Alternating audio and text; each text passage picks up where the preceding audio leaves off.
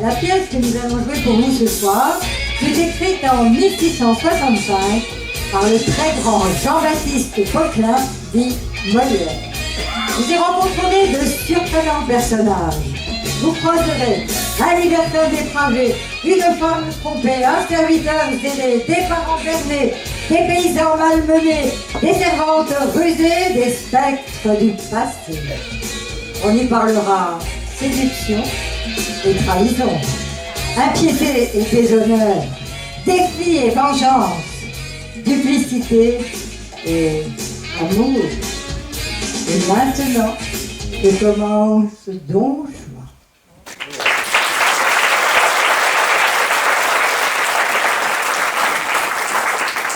Quoi que puisse dire Aristote et toute la philosophie, il n'y a rien d'égal au tabac. C'est la passion des honnêtes gens. Et qui vit sans tabac n'est pas digne de vivre. Non seulement il réjouit et purge les cerveaux humains, mais encore, il instruit les âmes à la vertu. Et l'on apprend avec lui à devenir honnête homme. Ne voyez-vous pas bien, dès qu'on en prend, de quelle manière obligeante on en use avec tout le monde, et comme on est ravi d'en donner à droite et à gauche partout où l'on se trouve. On n'attend pas même qu'on en demande, et l'on court au-devant du souhait des gens, tant il est vrai que le tabac inspire des sentiments d'honneur et de vertu à tous ceux qui en prennent. Et c'est assez de cette matière. Reprenons un peu notre discours. C'est bien donc, cher Guzman, que ta maîtresse, Donna Elvire, surprise de notre départ, s'est mise en campagne après nous. Que son cœur, mon maître a su toucher ton portement, n'a pu vivre, dis-tu, sans le venir chercher ici. Veux-tu qu'entre nous je te dise ma pensée? J'ai peur qu'elle ne soit mal payée de son amour, que son voyage dans cette ville produise peu de fruits et que vous eussiez autant gagné à ne bouger de là. Et la raison encore? Dis-moi, je te prie, Galaval, qui peut t'inspirer une peur d'une si mauvaise augure? Ton maître t'a-t-il ouvert son cœur là-dessus et t'a-t-il dit qu'il y a eu quelques froideurs à notre égard? Non pas, mais à vue de pays, je connais à peu près le temps des choses. Et sans qu'il m'ait encore rien dit, je gagerais presque que l'affaire va là. Je pourrais peut-être me tromper, mais enfin, sur de tels sujets, l'expérience m'a pu donner quelques lumières. Quoi? Ce départ si peu prévu serait une infidélité de Don Juan? Il pourrait faire cet enjeu au chaste-feu de Don Elvire? Mais c'est qu'il est jeune encore et qu'il n'a pas le courage. Mais un homme de sa qualité ferait une action si lâche? Et oui, sa qualité, la raison en est belle. C'est par là qu'il s'empêcherait les choses. Et les descendants du mariage, je t'aime engagé. Oh, ma chère Guzman, mon ami, je vois que tu ne connais pas encore quel homme est Don Juan.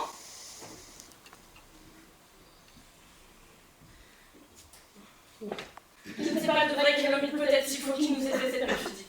Et je ne comprends pas comment après tant d'amour et tant d'affection témoignée, tant de mariages pressants, de vœux, de soupirs et de larmes, tant de lettres passionnées, de protestations ardentes et de serments réitérés, tant de transports, enfin, et tant d'emportements que j'avais fait paraître jusqu'à forcer dans sa passion l'obstacle sacré d'un couvent pour mettre Don Elvire en sa puissance. Je ne comprends pas, je parle après tout ça, il est le cœur de pouvoir manquer à sa parole.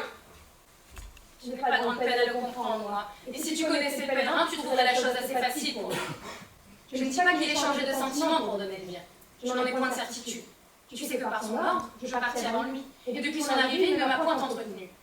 Mais par précaution, je t'apprends Internos. Que tu vois en Don Juan, mon maître, le plus grand scélérat que la terre ait jamais porté. Un enragé, un diable, un chien, un turc, un hérétique, qui ne croit ni ciel, ni saint, ni Dieu, ni loup-garou, qui passait en véritable bête brute, un poursuit un vrai sardanapale, qui ferme l'oreille à toutes les remontrances chrétiennes qu'on lui peut faire et traite de bileuse et tout ce que nous croyons. Tu me dis qu'il a épousé ta maîtresse, crois qu'il aurait poussé pour sa passion et qu'avec elle il aurait épousé toi, son chien et son chat. Un mariage ne lui coûte rien à contracter. Il ne se sert point d'autre piège pour attraper les belles. Dames, demoiselles, bourgeoises, paysannes, il ne trouve rien d'autre chose ni de trop fort pour lui. Et si je te disais le nom de toutes celles qu'il a épousées en divers lieux, ce serait un chapitre à durer jusqu'au soir. Je change de couleur, sans aucune surprise. Ce n'est là qu'une des beaux du personnage. Et pour en achever le porter, il me faudrait bien d'autres pinceaux. Il suffit qu'il faut que le courroux du ciel accable quelques jours. Ah, qu'il me vaudrait mieux d'être au diable que d'être à lui. Et que je préférerais déjà qu'il soit... je ne sais où. Un homme est une terrible chose. Il faut que je lui sois fidèle en des pires journées. La crainte en moi fait l'office du zèle, ridit de mes sentiments, et me réduit à me dire ce que mon âme déteste. Voilà qui sont, sans informer, sans remonte, et tant heureux. Je t'ai fait cette confiance avec franchise. Tes yeux veulent en apprendre quelque chose, que je dirais hautement que je m'ai menti. Monsieur, il semblerait que Gabriel soit Guzman, la servante de Don Elvire. Quelle femme te parlait là? Elle a bien de l'air, ce me semble, de cette bonne Guzman de Don Elvire. C'est quelque chose aussi à peu près de cela. Quoi? C'est elle? Elle-même, Et depuis quand est-elle dans cette ville? hier au soir. Et quel sujet l'amène? Je crois que vous jugez assez ce qui la peut inquiéter. Notre départ, sans doute. La bonne femme en est toute mortifiée et m'en demandait le sujet. Et quelle réponse as-tu faite? Que vous ne m'en aviez rien dit. Mais encore, quelle est ta pensée là-dessus? Que t'imagines-tu de cette histoire? Moi, je crois, sans vous faire tort, que vous avez quelques nouvel amour en tête. Tu le crois? Oui. Ma foi, tu n'as pas tort, et je dois t'avouer qu'un nouvel objet a chassé Elvire de ma pensée. Eh, je sais mon Don Juan sur le bout du doigt et connais votre cœur pour le meilleur coureur du monde. Il se plaît à se balancer de lien en lien et n'aime guère à demeurer en place. Et ne trouves-tu pas, dis-moi, que j'ai raison d'ennuiser de la sorte? Sûrement que vous avez raison. Si vous le voulez, on ne peut pas aller la contre.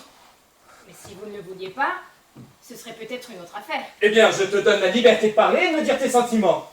En ce cas, monsieur, je vous dirais que je suis fort mécontente de la manière dont vous traitez les choses. Quoi? Tu veux qu'on se lie à demeurer au premier objet qui nous prend? Qu'on renonce au monde pour lui et qu'on n'ait plus Dieu pour personne? La belle chose de vouloir se piquer d'un faux honneur d'être fidèle, de s'ensevelir pour toujours dans une passion et d'être mort dès sa jeunesse à toutes les autres beautés qui nous peuvent frapper les yeux. Non, non, la Constance n'est bonne que pour les ridicules. Toutes les belles ont droit de nous charmer, et l'avantage d'être rencontrées la première ne doit point dérober aux autres les justes prétentions qu'elles ont toutes sur nos cœurs. Pour moi, la beauté me ravit partout où je la trouve, et je cède facilement à cette douce violence dont elle nous entraîne.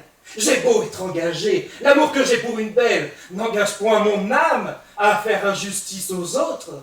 Je conserve des yeux pour voir le mérite de toutes et rends à chacune les hommages et les tributs où la nature nous oblige.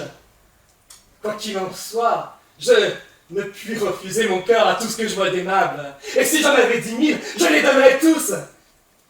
Les inclinations naissantes, après tout, ont des charmes inexplicables et tout le beau de l'amour est dans le changement.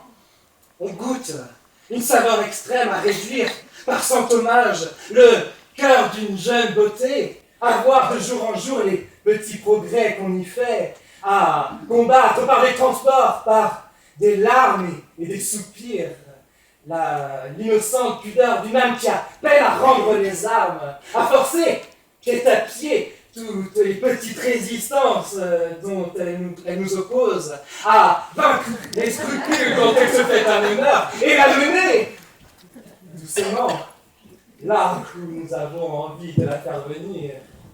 Mais dès qu'on en est maître une fois, il n'y a plus rien à dire, ni rien à souhaiter. Tout le beau de la passion est fini, et nous nous endormons dans la tranquillité d'un tel amour, si quelque objet nouveau ne vient réveiller nos désirs et présenter à nos cœurs les charmes attrayants d'une conquête à faire.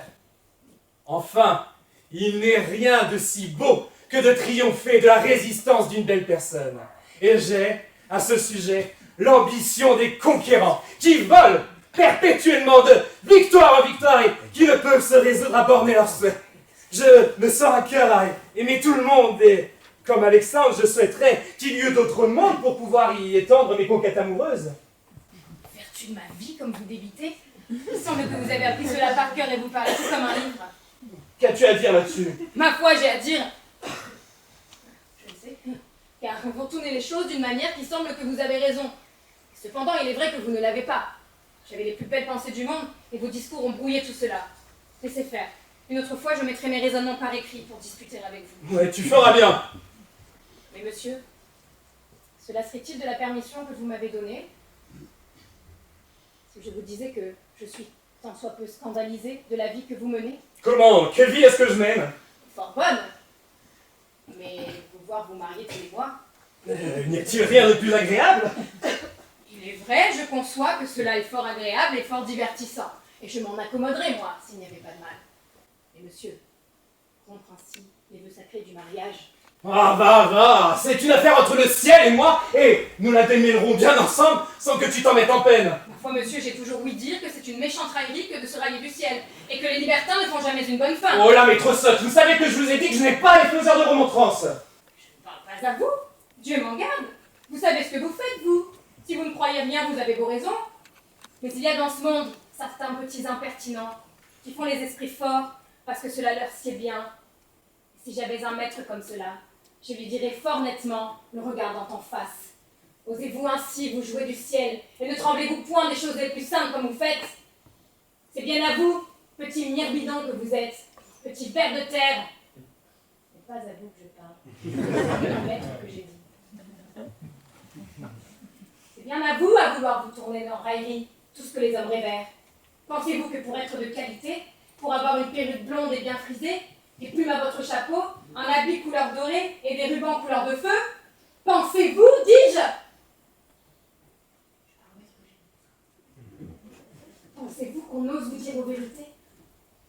Apprenez de moi qui suis votre servante, que le ciel punit tôt ou tard les impies, et qu'une méchante... Oh, père!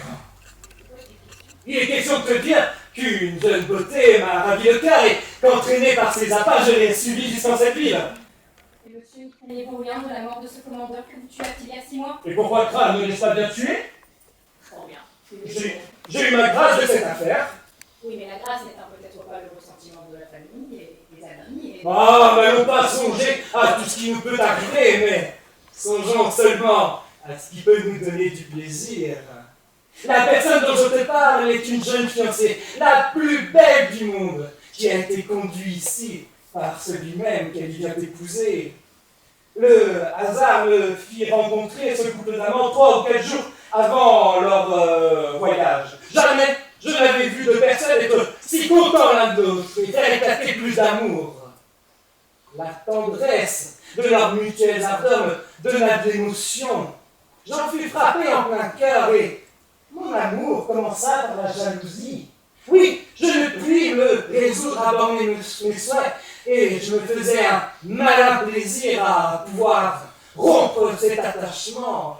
Et dans la délicatesse de mon cœur s'en tenait offensé. Cet époux prétendu pense amener sa maîtresse pour une promenade sur mer d'ici ce soir. Sans en avoir rien dit, j'ai fait en sorte de satisfaire mon amour. Et j'ai embarqué des gens avec quoi fort facilement je prétends enlever la belle. Ah, monsieur, Oui. il est fort bien à vous et vous avez raison de vous contenter. Bah, et prépare-toi donc à venir avec moi et prends soin toi-même de préparer mes armes afin que je puisse... Madame Elvire est là. Ah, rencontre fâcheuse. Traîtresse, tu ne m'avais pas dit qu'elle était ici elle-même. Monsieur, vous ne me l'avez pas demandé. Folle de n'avoir pas changé d'habit. Madame Elvire. Me ferez-vous la grâce, don Juan, de bien vouloir me reconnaître? Puis-je au moins espérer que vous daigniez tourner le visage de ce côté? Madame, je dois vous avouer que je suis surpris de vous voir ici et que je ne vous attendais pas. Oui, je vois bien que vous ne m'y attendiez pas. Et vous êtes surpris à la vérité, mais tout autrement que je ne l'ai espéré. Et la manière dont vous le paraissez me persuade pleinement ce que je refusais de croire. J'admire ma simplicité et la faiblesse de mon cœur à douter d'une trahison que tant d'apparences me confirmaient. J'ai été assez bonne, je le confesse. Ou plutôt assez sotte pour me vouloir tromper moi-même et travailler à démentir mes yeux et mon jugement. J'ai cherché des raisons pour excuser à ma tendresse le relâchement d'amitié qu'elle voyait en vous. Et je me suis forgé exprès sans sujet légitime d'un départ si précipité, pour vous justifier du crime dont ma raison vous accusez. Mes justes soupçons, chaque jour avaient beau me parler, j'en rejetais la voix qui vous rendait criminel à mes yeux. Et j'écoutais avec plaisir mille chimères ridicules qui vous peignaient innocent à mon cœur. Mais enfin, cet abord ne me permet plus de douter. Et le coup d'œil qui m'a reçu m'apprend bien plus de choses que je ne voudrais en savoir.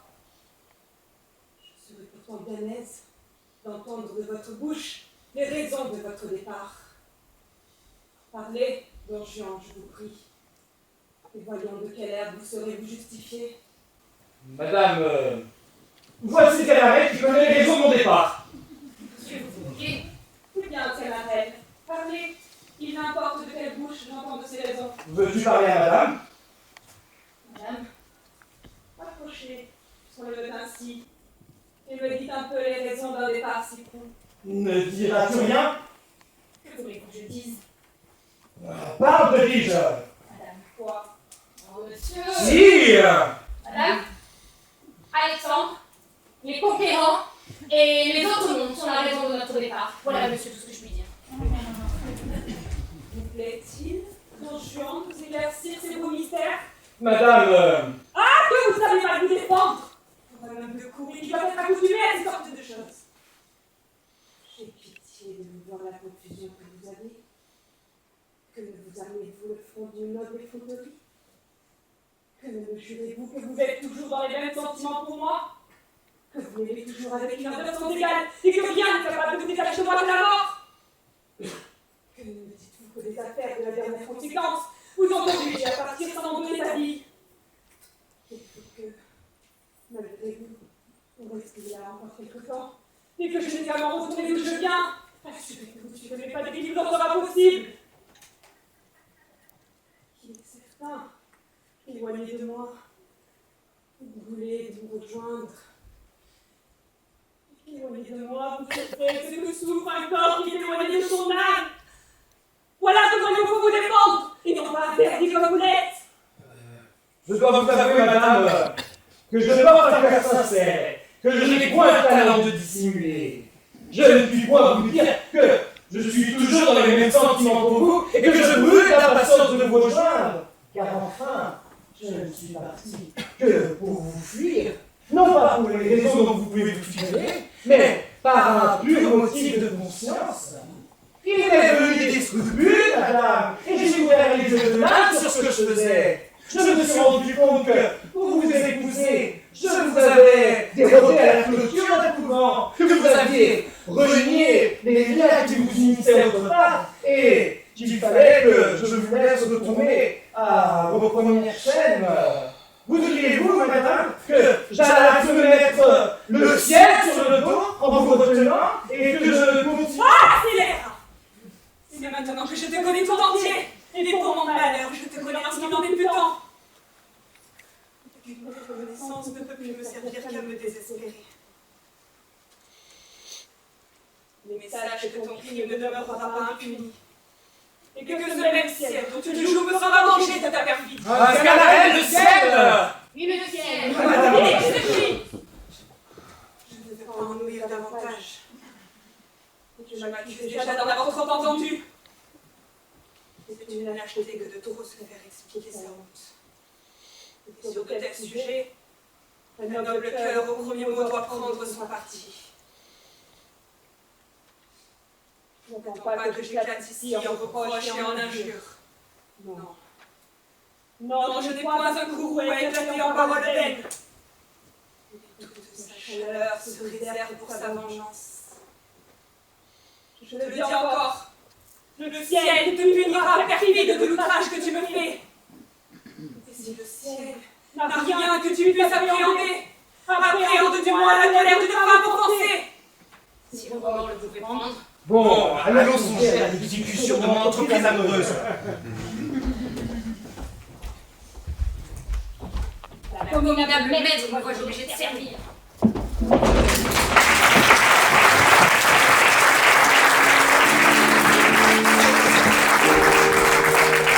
Eh oui, cher public, vous avez donc rencontré Don Juan, l'insatiable, cynique, séducteur, sans yeux ni maître, que même sa naïve servante, indignée et effrayée, n'arrive pas à convaincre.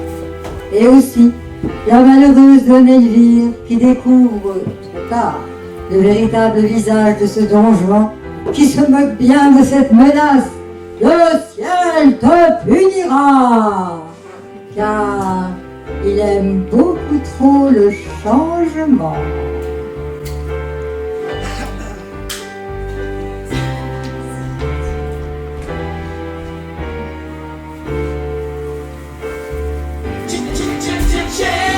When it plays a strange, don't want to be a richer man. When it plays a strange, just gonna have to be a different friend. I may change me, but I can't try. Allons vers l'acte 2.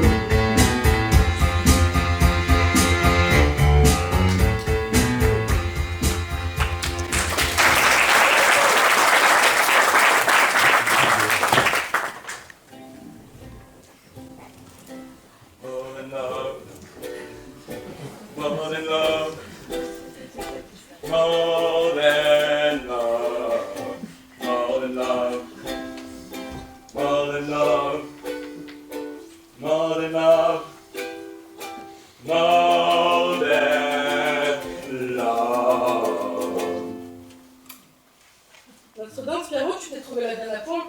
Bien Charlotte, il ne s'en est pas fallu l'épaisseur d'une épingle qu'ils ne sont s'ayant noyés tous deux. C'est donc le vendredi matin que les a renversés dans le Ah, quelqu'un, Charlotte, vous répondez tout fin tiré comme ça est venu, car comme dit l'autre, je les ai le premier avisé le premier, je les ai. Enfin donc, gestion sur le port de la mare, moi et gros Lucas, et gestion en train de nous amuser à batifoler avec des modes de tard que je nous gestion à la tête. Car comme tu le sais bien, le gros Lucas aime à batifoler, et moi, parfois, je batifole et tout. En bativolant donc, puisque bativoléa, j'aperçus tout loin quelque chose qui tournait dans le bio et qui venait comme vers nous par secousses. Je voyais ça fixiblement, et tout d'un coup, je voyais plus rien. Ah Lucas, c'est je fais. Je pense que là des hommes qui nagent là-bas. Quoi? M'a-t-il fait? Pas de s'inquiète, c'est je fais. Je n'ai pas les troupes. Ce sont des hommes. M'a-t-il fait? Veux-tu gager, c'est je fais, que je n'ai pas la verrue, c'est je fais, et que ce sont des hommes, c'est je fais, qui nagent droit ici, c'est je fais. M'a-t-il fait? Oh, ça, veux-tu gager 10 hommes que si? M'a-t-il fait? Moi, je n'ai fait ni fou, ni tourdi.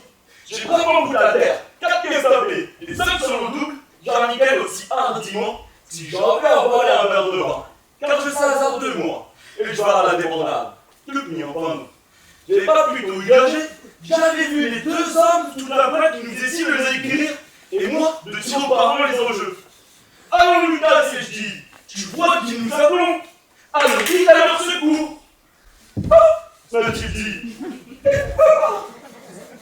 Oh donc, tant qu'à la parfum, pour le faire court, j'ai tant savonné que nous sommes tous dans une barque, et puis ils avons mené chez nous près du feu, et puis ils sont débrouillés tout nus pour se cacher, et puis il y en avait encore deux de la même bande, c'est ce qui ont sauvé tout seul, et puis Mathurin est arrivé là, alors avec le vieux, là justement Charlotte, comment tout ça s'est fait? Mais non, tu as pas dit, Caro, qu'il y en a un qui est bien plus fait que les autres? Ah oui, c'est le maître. Il faut que ce soit que gros, car elle a du temps à son avis. Tout, depuis le haut jusqu'en bas. Et ceux qui servent moi-même sont des choses. Cependant, gros monsieur qu'il est, il sait pas m'appliquer. N'ayez, si l'avion était là. Alors, des enjeux? Oh, Parken, sans nous, il en aurait pour ça même de faible. Est-il encore chez toi tout nu, Pierrot? Oh, non. Il a mon habillé tout devant nous. Mon Dieu, je n'en avais jamais vu s'habiller. Que d'histoires et d'anguigorios, ces messieurs les courtisans. Je me parlerai là-dedans pour moi, je l'ai tout évoqué pour ça. Tiens, Charlotte, ils avons des cheveux qui ne tenons point à leur tête, et ils boutonnent ça après tout comme un gros bonnet de filasse. Ils ont des chemises qui ont des manches, où j'entrerai tout brandi, toi et moi. En lieu d'autre chose, ils portent des garde-robes aussi larges que d'ici. À Pâques, en lieu de pourpoint de petites brassières qui ne leur venaient pas jusqu'au briquet, et en lieu de rabat, un grand mouchoir de cou en résio avec 4 grosses houppes de linge qui leur pendaient sur l'estomac. Ils avouaient tout. D'autres petites brassières au bout des bras et un grand tournoir de passement au bout des jambes. Et parmi tout ça, tant de rubans, que c'est une vraie piquée. Il n'y a pas jusqu'aux souliers qui n'en soyons farcis d'un bout jusqu'à l'autre. Et ils sont faits d'une façon qui me rompait le cou avec. Enfin, ma fille, Pierrot, il faut que j'aille voir un peu ça. Oh, la pauvre Charlotte. Eh bien, mais qu'est-ce que c'est? Vois-tu, Charlotte, il faut, comme dit l'autre, que j'ai mon cœur. Car je t'aime, tu sais bien. Et je somme pour être mariés ensemble. Mais Mortienne, je suis point satisfait de toi. Et comment? Qu'est-ce que c'est donc qu'il y a? Il y a que tu chagrines l'esprit, franchement. Et comment donc? Qu'est-ce qui vient? Tu m'aimes point. Ce n'est que ça? Bah oui, c'est ça. Mais pourquoi tu m'en dis toujours dire la même chose? Et bien si je te dis toujours la même chose, c'est parce que c'est toujours la même chose. Et si c'était point toujours la même chose, eh ben je te dirais point toujours la même chose. Mais qu'est-ce qu'il te faut? Qu'est-ce que tu veux? Jeanniken, tu m'aimes? Est-ce que je ne t'aime pas? Non, tu n'aimes pas. Et si je fais tout ce que je peux pour ça, je t'achète sans reproche des rubans à tous mes participations. Je me romps le cou à ta tâche des marques. Je crois des dieux comme ça vient la fête. Et puis tout ça, comme si je me frappais la tête contre un mur. Vois-tu, ça n'est ni bio ni honnête de n'aimer point les gens qui nous aiment. Oh, mais mon Dieu, je t'aime aussi. Oui, tu m'aimes, tu m'aimes bien. Est-ce que je ne t'aime pas comme il faut? Que veux-tu qu'on fasse? Eh bien, je veux qu'on fasse comme on fait. Et je ne Comme t'aime on aime, comme il faut. Et on fait ça comme il faut? Non, quand ça est, ça se voit. Et l'on fait 1000 petites injures aux personnes quand on les aime du bon cœur. Regarde la grosse Thomas, comme elle a sauté de chez le Robin. Elle est toujours au doigt d'agacer, elle ne le laisse jamais en repos. Toujours elle fait que niche, pas une caloche en passant. Et le jour, il est assis sur un escabeau. Elle a pu le chercher de celui et le fichant de tout son par terre. Charlie, là on voit les gens qui m'ont. Mais toi, tu ne me dis jamais mot. T'es toujours là, comme le reste de bois. Et je passerai 20 fois devant toi, que tu ne te brouillerais pas pour me bailler quelques coups, pour me dire la moindre chose. Votre quai, t'es pas bien après tout. Et t'es trop froide pour les gens. Oh, c'est mon honneur, je ne peux pas y répondre. Et bien, alors, qui gagne? Quand on a l'amitié pour les personnes, l'on n'envahit toujours que petite significance. Et pourquoi me veux-tu pas repousser l'esprit? C'est si gagne, je veux que tu m'aimes. Est-ce que je... Mais je fais du mieux que je peux, et laisse faire, peut-être que ça viendra tout C'est seul. pas grave, là, je me compte, si tu m'aimais vraiment, me dirais-tu tout ça? Laisse faire, Pierrot. Que maman te fait, Charlotte. Je ne te demande qu'un peu d'amitié. Mais laisse faire, peut-être que ça viendra tout seul. Donc là, Bien tienne. comment tu peux t'amener davantage? Je fais du mieux que je peux, mais ça vous fait bien du même aussi. Pierrot, est-ce que monsieur est là? Oui, le voilà. Eh ben, il est gentil, si c'était dommage qu'il était noyé. Je reviens tout à l'heure. On va voir Chopin. Comme votre détente soit plus la fatigue que j'ai. Oh là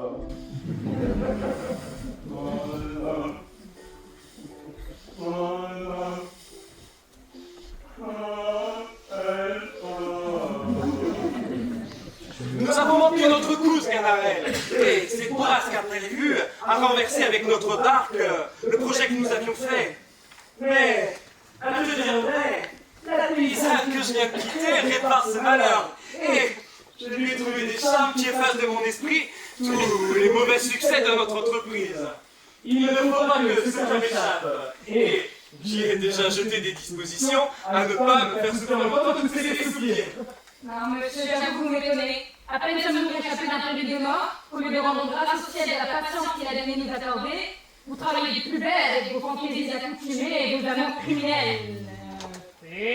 Coquine que vous êtes, vous ne savez pas ce que vous dites? Monsieur sait ce qu'il fait. Ah!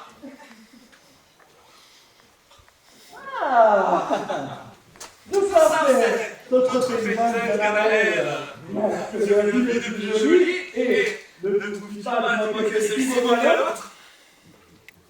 Assurément. Votre quatrième nouvelle. Tout va bien, la belle. Une rencontre si agréable. Quoi? Dans ces lieux champêtres, parmi ces arbres et ces rochers, on trouve des personnes faites comme vous êtes. Vous voyez, monsieur. Êtes-vous de ce village? Oui, monsieur. Et vous y demeurez? Oui, monsieur. Et vous vous appelez? Charlotte, pour vous servir. Ah, la belle personne. Et que ses yeux sont pénétrants. Oh, monsieur, vous me rendez tout beau. Ah, mais j'ai pas honte d'entendre dire vos vérités. Camarade, qu'en dis-tu? Là, je n'ai vu de plus joli. Tournez-vous un peu, je vous prie. Ah, que cette taille est jolie. Oh, c'est la tête de Max. Ah, que ce visage est mignon. Ouvrez grand vos yeux, je vous prie. Ah, ils sont pénétrants. Montrez un peu vos dents, s'il vous plaît. Ah, qu'elles sont amoureuses et ces lèvres appétissantes. Pour moi, je suis ravi et je n'ai jamais vu une personne si charmante.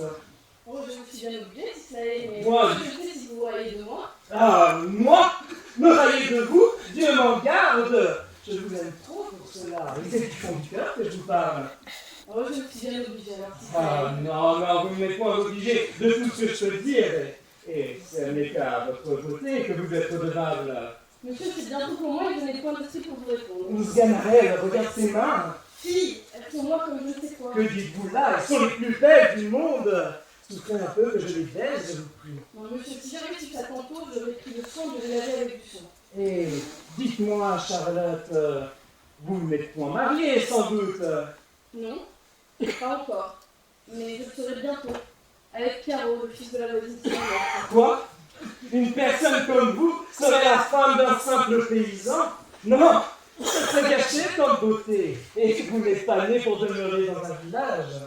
Vous méritez sans doute une meilleure fortune. Et le ciel m'a conduit ici tout exprès pour empêcher ce mariage. Et rendre grâce à votre beauté. Car enfin, belle Charlotte, je vous aime de tout mon cœur et il ne tiendra qu'à vous que je vous arrache de ce misérable lieu et vous mettre dans la condition que vous méritez d'être. C'est en effet, Charlotte, de votre grande beauté et on vous aime autant en un quart d'heure qu'on le ferait une autre en 6 mois. Monsieur, aussi bien qu'il est vrai que je ne sais que dire quand vous parlez, j'ai toutes les envies du monde de vous croire, mais on m'a toujours dit qu'il ne faut pas croire les monsieur. Vous n'êtes que des enjôleurs qui ne pensez qu'à baiser les gens. Je ne suis pas de ces gens-là. Regarde, monsieur, écoutez, je suis une pauvre paysanne, mais j'ai mon honneur pour moi.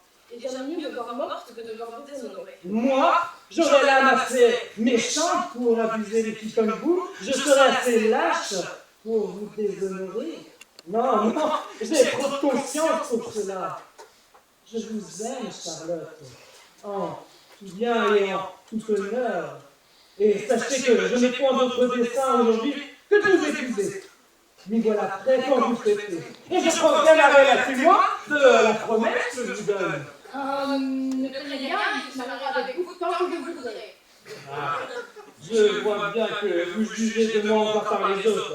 Et s'il y a des fourbes dans ce monde, des personnes qui ne cherchent qu'à abuser les filles comme vous devez me retirer du monde et croire en la sincérité de mes paroles. Et puis, votre beauté vous assure de tout. Quand on est fait comme vous, on n'a pas à craindre ces sortes de choses.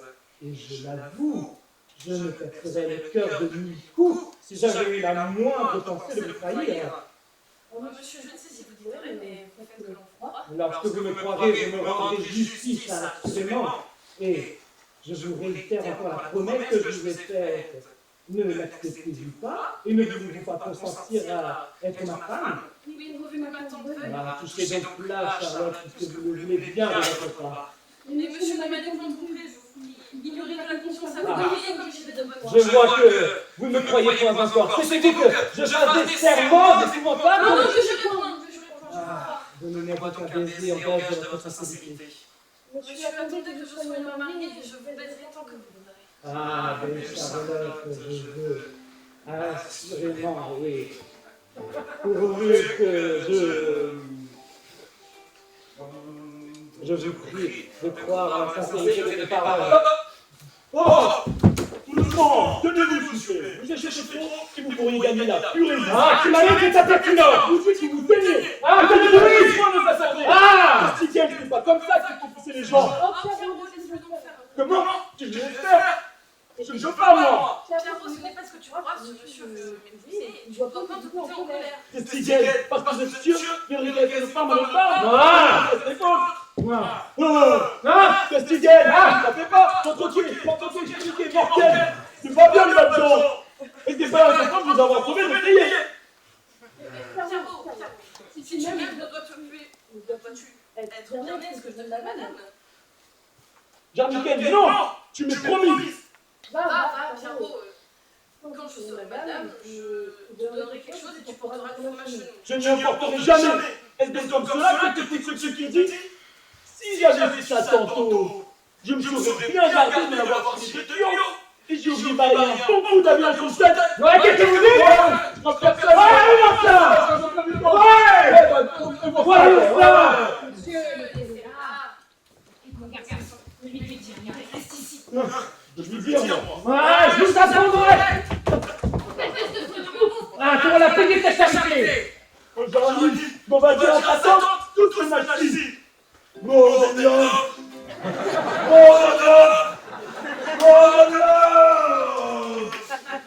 Ah, me voilà, le plus heureux de tous les hommes, mais je ne céderai point mon bonheur à toutes les choses du monde. Que de plaisir quand vous serez la femme que je suis. Monsieur, faites-vous donc là avec Charlotte? Est-ce que vous lui parlez d'amour aussi? Non, justement, c'est elle qui me témoignait l'envie d'être ma femme. Mais je lui disais que c'était à vous que j'étais déjà engagé. Qu'est-ce que c'est donc que vous veut maturer? Elle est jalouse de me voir vous parler et voudrait que je l'épousasse, mais je lui disais que c'est vous que je voulais. Quoi? Charlotte? Ne lui dites rien, elle s'est mis cela dans la tête. Que m'ont donc Mathilde? Non, laissez-la parler, c'est en vain que vous lui autorisez cette fantaisie. Est-ce que... Non, mais c'est... Laissez-la dire. Je voudrais bien que vous m'expliquiez... Non, laissez-la faire. Vraiment? Mmh. Je pense que... Non, mais il faut que je lui parle. Oui, je veux connaître la vérité. Quoi? Laissez-la, gageons qu'elle va vous dire que je lui ai promis de la prendre pour femme. Non, mais je vous gage qu'elle vous soutiendra, que je lui ai demandé sa main. Oh là, Charlotte, ça n'est pas bien de courir sur le marché des autres. Mathurine, ce n'est pas très honnête d'être jalouse à chaque fois que monsieur me parle. C'est moi qui monsieur a vu la première. Oui, mais si vous avez vu la première, il m'a vu la seconde et m'a promis de m'épouser. Eh bien, ne vous l'avais-je pas dit? Je vous baise les mains. C'est moi et non pas vous qui l'a promis d'épouser. Ne l'avais-je pas deviné? Oh, à d'autres, je vous prie, c'est moi, vous dis-je. Vous vous moquez des gens, c'est moi, encore un coup. Et le v'là qui est pour dire si j'ai raison, le v'là qui est pour me démentir si je ne dis pas vrai. Est-ce monsieur que vous lui avez promis d'épouser? Vous vous ralliez de moi. Est-il vrai, monsieur, que vous avez les paroles d'être son mari? Pouvez-vous avoir cette pensée? Là qu'elle soutient. Laissez-la dire. Vous êtes témoin quand même, sûr. Laissez-la faire. Non, je veux connaître ses raisons. Il est question que j'ai ça. Oui, je veux que monsieur vous montre votre bec jaune. Oui, Charlotte, je veux que monsieur vous rende un peu caluse. Monsieur, videz la querelle. Mettez-vous d'accord, monsieur. Vous allez voir, vous allez voir vous-même. Allez-y, parlez, vite. Et que voulez-vous que je vous dise? Vous soutenez également toutes que je vous ai promis de vous prendre pour femme. Est-ce que chacune de vous ne sait pas ce qu'il en est sans que je doive me justifier davantage? Celle à qui j'ai promis, effectivement, n'a-t-elle pas en elle-même de quoi se moquer des discours de l'autre? Et doit-elle se mettre en peine pourvu que j'accomplisse ma parole? Tous les discours sont inutiles, il faut faire et ne pas dire. Et est-ce par là que je vous veux mettre d'accord et on verra, quand je me marierai, laquelle des deux a mon cœur? Laissez-la croire ce qu'elle voudra. Laissez-la se flatter dans sa fantaisie. Je vous adore. Je suis tout à vous. Tous les visages sont laids auprès du vôtre. On ne peut plus souffrir les autres quand on vous a vu. J'ai un petit ordre à donner, mais croyez que je reviens d'ici un quart d'heure. Au moins, c'est moi qui l'aime. C'est moi qui l'épousera. Ah, pauvre fille que vous êtes. J'ai pitié de votre innocence. Je ne puis souffrir de vous voir courir à votre perte. Je me demande pourquoi Bernard ne me suit pas. Mon maître est un four. Il n'a dessein que de vous épouser. De vous. Il n'a dessein que de vous abuser. Et on a bien abusé d'autres. Et cela est faux. Il n'est pas du tout l'épouseur du genre humain. Il n'a pas dessein de vous abuser et on n'a pas abusé d'autres. Regardez, me voilà. Demandez-le plutôt à lui-même. Oui. Monsieur, comme le monde est plein de médisants, je mets au devant des choses et je leur disais que si quelqu'un va venir dire du mal de vous, qu'elle se garde bien de le croire, et je me dis s'il en aurait menti. Ah, Gabriel. Monsieur est comme d'honneur, je le garantis-elle. Ah.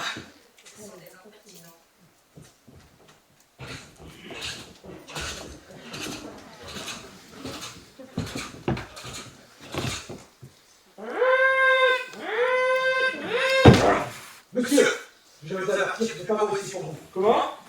12 hommes à le cherche.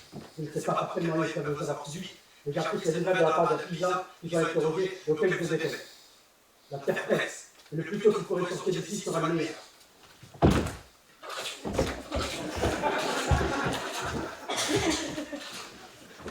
Une affaire urgente m'oblige de partir d'ici, mais je vous prie de croire en la sincérité de mes paroles, et je crois également que vous aurez de mes nouvelles d'ici demain au soir. Mais comme la partie est trop inégale, il me faut user des stratagèmes et éviter adroitement le malheur qui me cherche. Je veux que Canarelle qu'on aurait donné la Bible, et moi... Vous rigolez? Et c'est la trop d'honneur que je vous fais, et quelle heureuse est la servante qui aurait le droit de pouvoir mourir à la place de son maître. C'est trop d'honneur que vous faites. Oh, ciel, qu'il s'agit de mort, tout le monde dans la grâce, je ne crois pas qu'il pour l'autre.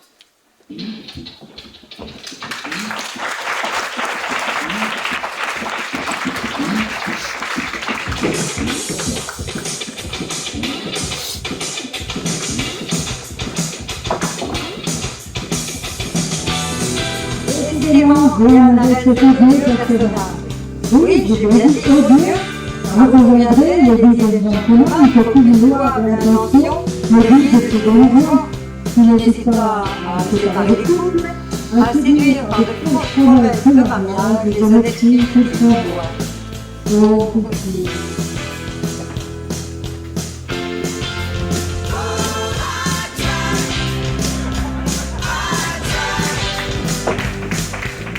Maintenant, vite, oui, et organise des stratagèmes honteux pour arriver à ses fins.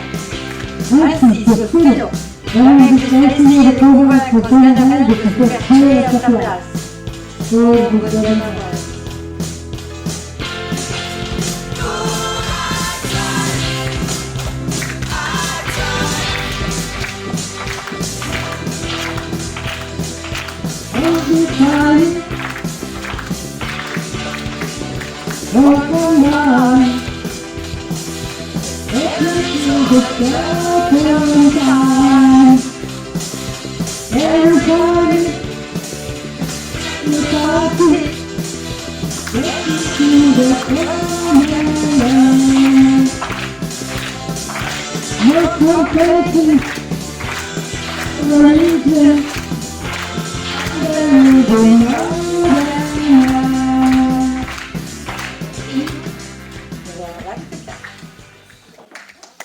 Monsieur, avouez que j'ai eu raison et que nous voilà l'un et l'autre déguisés à merveille. Votre premier dessin n'était point du tout à propos et nous voilà cachés bien mieux que tout ce que vous vouliez faire. Il est vrai que te voilà bien, et je ne sais où tu allais déterrer cet attirail ridicule. Oui, c'est l'habit d'un vieux médecin qui a été laissé en gage au lieu où je l'ai pris. Il m'en a coûté de l'argent pour l'avoir. Mais savez-vous, monsieur, que cet habit me met déjà en considération? Que je suis saluée des gens que je rencontre et que l'on me vient consulter ainsi qu'une habile femme? Comment donc? 5 ou 6 hommes, en me voyant passer, me sont venus demander mon avis sur différentes maladies. Et tu leur dis que tu n'y entendais rien? Pas du tout. J'ai voulu soutenir l'honneur de mon habit. J'ai raisonné sur le mal et leur ai fait des ordonnances à chacun. Et quel remède leur as-tu ordonné? Ma foi, monsieur, j'en ai pris par où j'en ai pu attraper. J'ai fait mes ordonnances à la volée, et ce serait une chose plaisante si des malades guérissaient et qu'on m'en remerciait. Et pourquoi pas? Par quelle raison n'aurais-tu pas les mêmes privilèges que tous les autres médecins? Ils n'ont pas plus que toi la part de la guérison des malades, et tout leur art n'est que grimace. Ils se voient attribuer la gloire d'heureux succès, et tu peux, comme eux, te voir attribuer le bonheur du malade, et voir à tes remèdes attribuer tout ce qui peut provenir des faveurs de la nature ou des forces du hasard.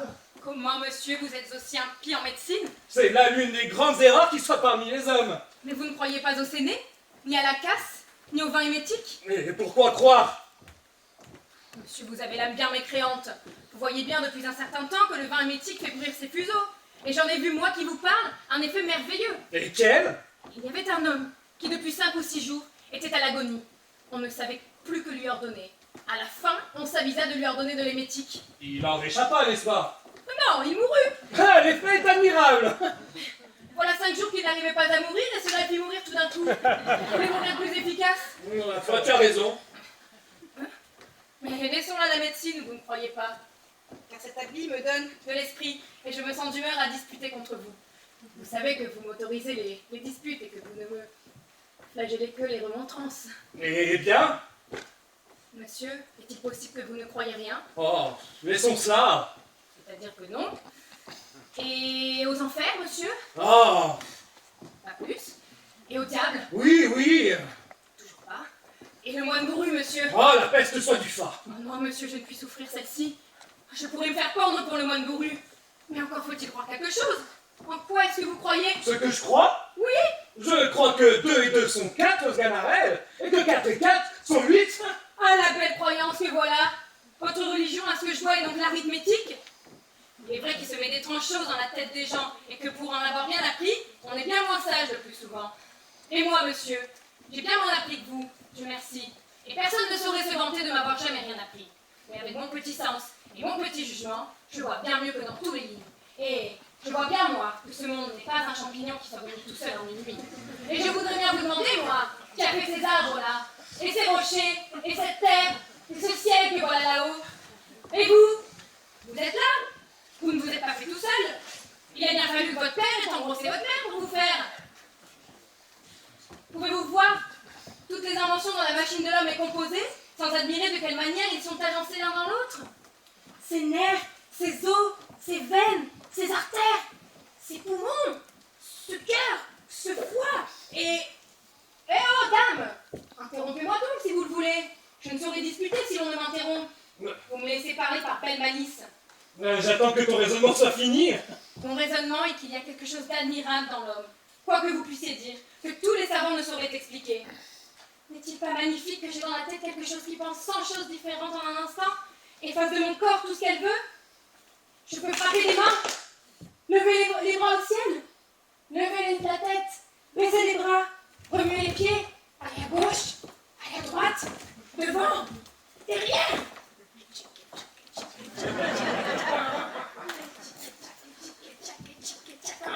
Je peux tourner!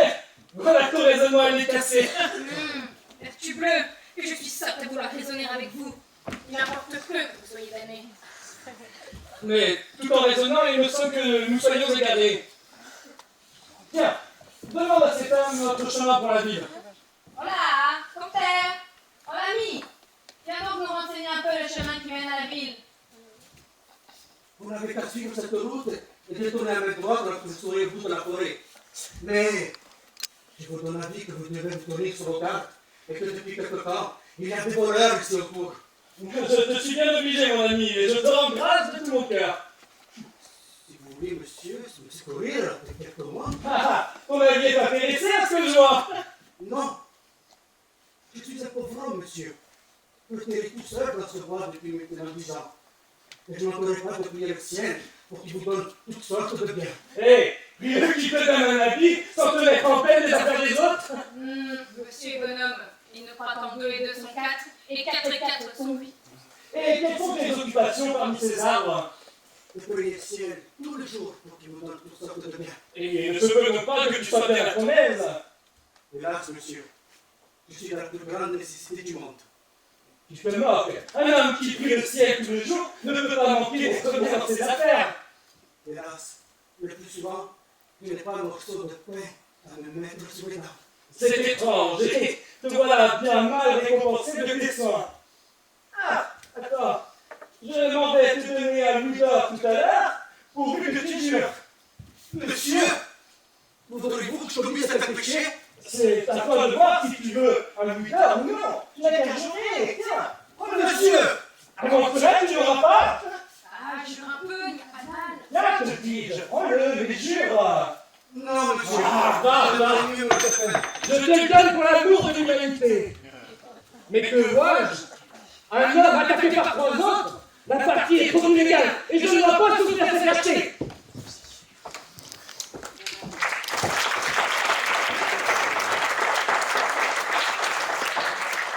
A few moments later.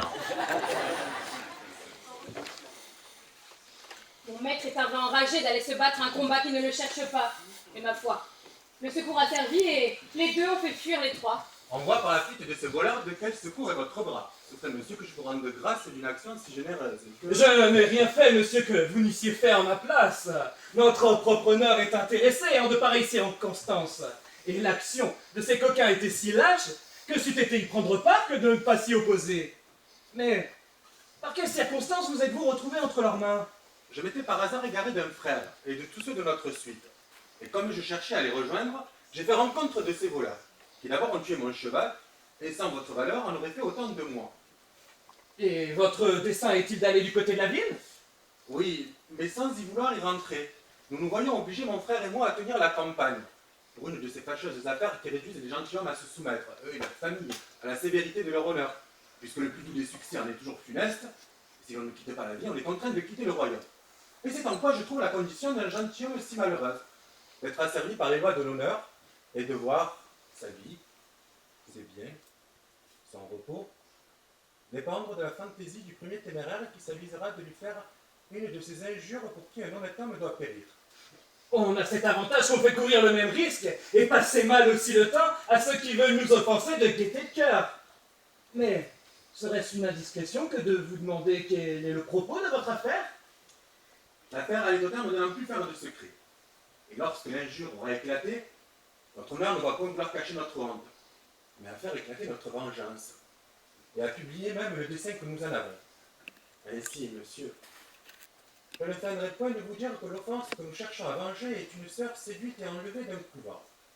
Et l'auteur de cette offense est un Don Juan Tenorio, fils de Don Louis Tenorio. Nous le cherchons depuis quelques jours. Nous l'avons suivi ce matin sur le rapport d'un valet. Il nous a dit qu'il sortait à cheval accompagné de 4 ou 5. Mais tous nos efforts ont été inutiles et nous n'avons pu découvrir ce qu'il est devenu. Et le connaissez-vous, monsieur, ce Don Juan dont vous parlez?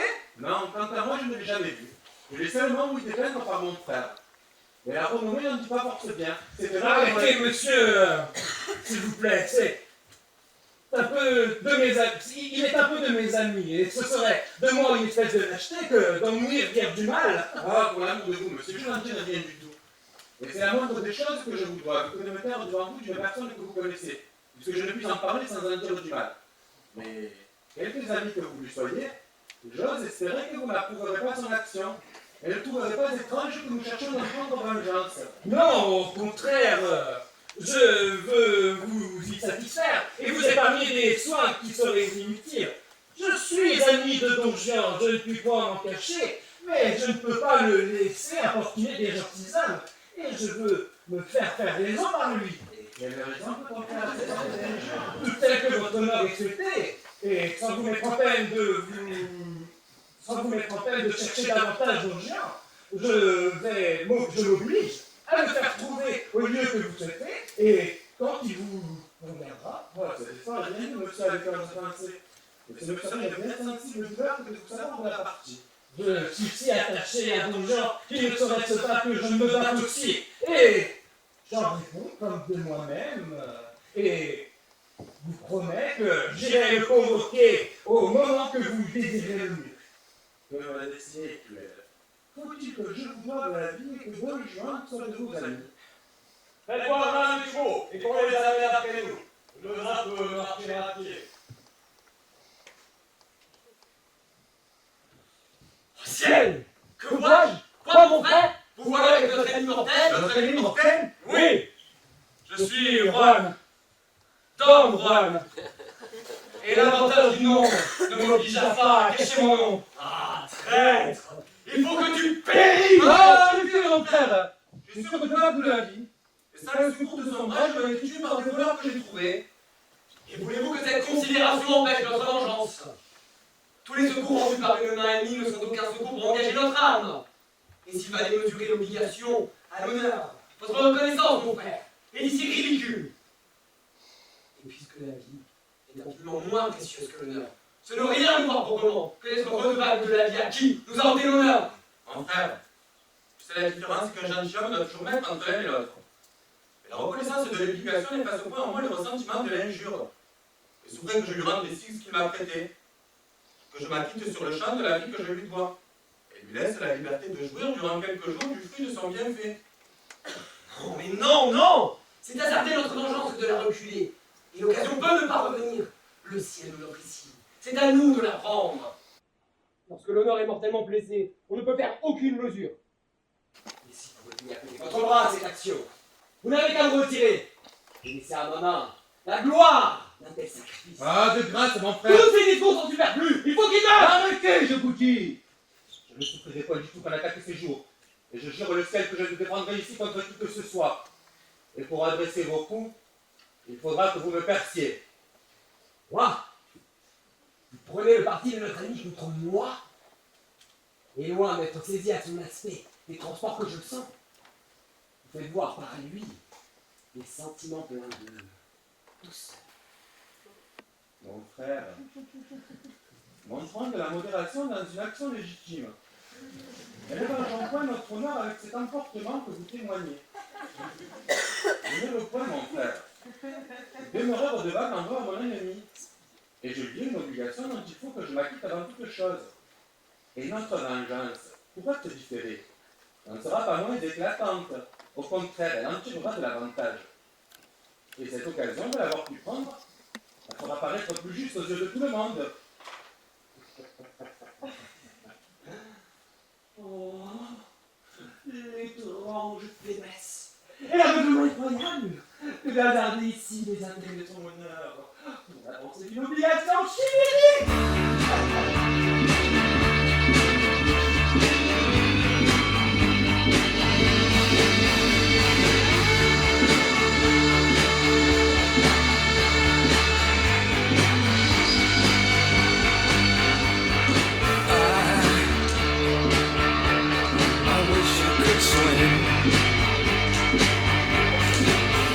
Like dolphins can swim. Though nothing will keep us together. We can leave them forever and ever. Or we can be heroes just for one day.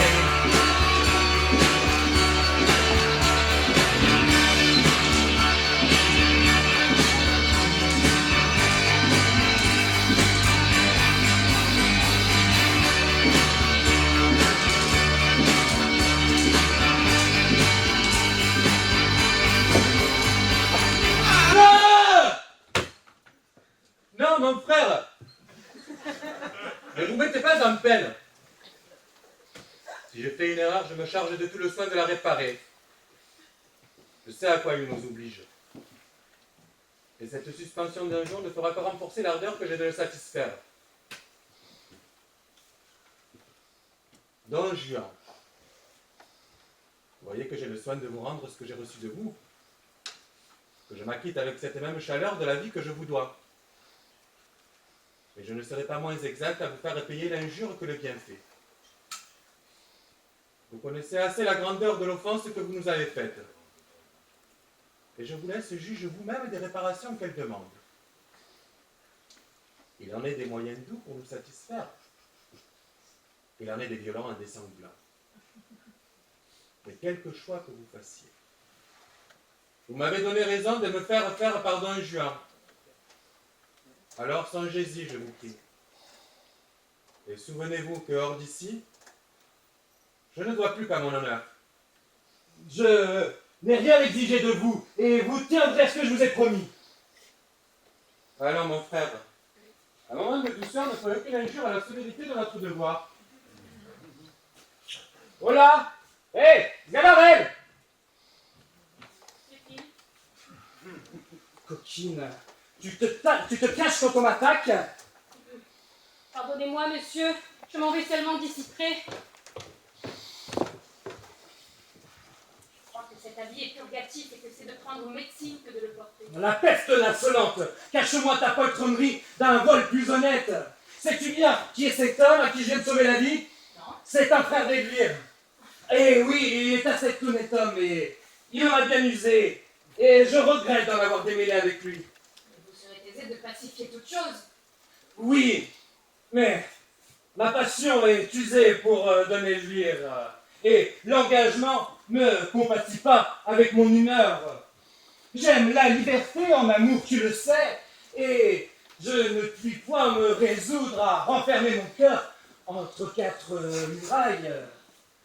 Je te l'ai déjà dit 20 fois, j'ai une pente naturelle à aller vers ce qu'il m'attire.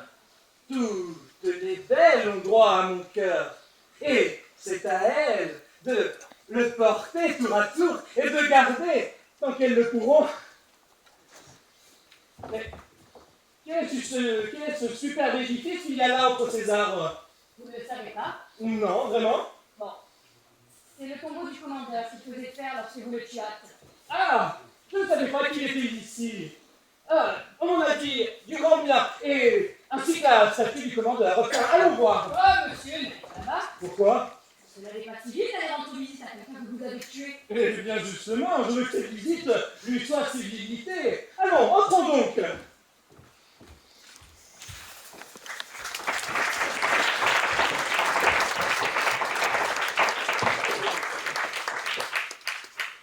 Oh, monsieur, que cela est beau! Oh, le beau marbre! Oh, les beaux piliers! Oh, que cela est beau! Qu'en dites-vous, monsieur? Que j'en dis? Que tout cela est bien absurde. Un homme qui commence la vie s'est contenté d'une assez simple demeure, en veut une si majestueuse, une fois qu'il n'en a plus que faire. Ah, monsieur, voilà la statue du commandeur. Ah oui, le voilà bien avec ses habits d'empereur romain. Monsieur, il n'est rien de plus vrai que cette statue. Il semble qu'il s'en va parler et il jette sur nous des regards qui me feraient peur si j'étais toute seule.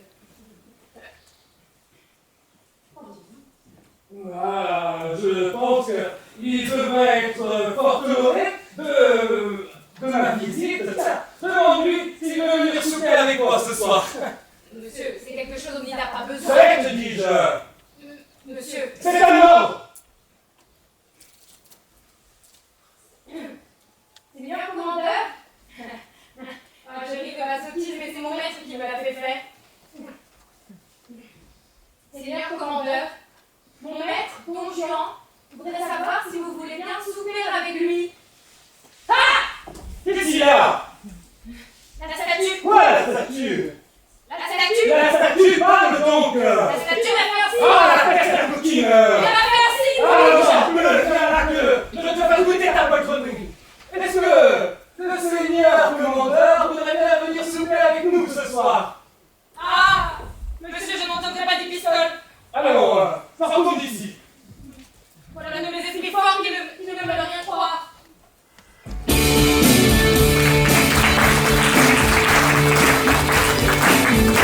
Ah, ce gentilhomme est un parfait mécréant, car ni la médecine, ni le ciel, ni l'enfer ne trouvera sa chaussure.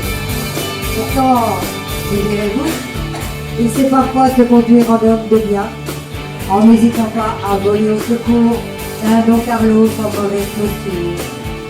Convoqué ensuite par son frère Don José, sauvé par Don Carlos, notre impétueux séducteur se tire à chaque fois d'un mauvais pas.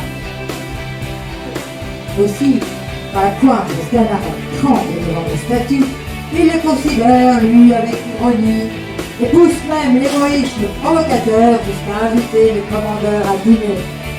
Wake up the hero!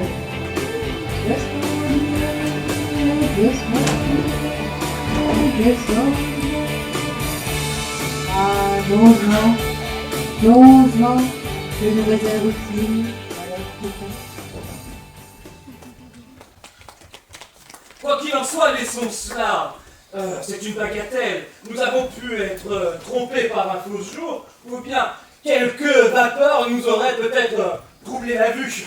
Monsieur, ne cherchez pas à démentir ce que nous avons vu des yeux que voilà. Il n'y a rien de plus vrai que cette statue. Et je crois que le ciel, qui vous a souffert jusqu'ici, a créé ce miracle pour vous convertir et pour vous retirer de... Ah, écoute, si tu m'importunes encore avec les sottes moralités, si tu me parles encore une seule fois de cette histoire, je m'en vais chercher des gens, leur demander un air de bœuf, te faire tenir par 3 ou 4 et t'enrouer de 1000 coups. M'entends-tu bien? Fort bien, monsieur. Vous expliquez clairement. Et c'est ce qu'il y a de bon en vous. Vous ne cherchez pas à faire de détour. Vous vous exprimez avec une honnêteté admirable. Me fera-t-on à souper bientôt? Allons, une table, petit garçon. Je suis pas un garçon. Oh, violet. Monsieur.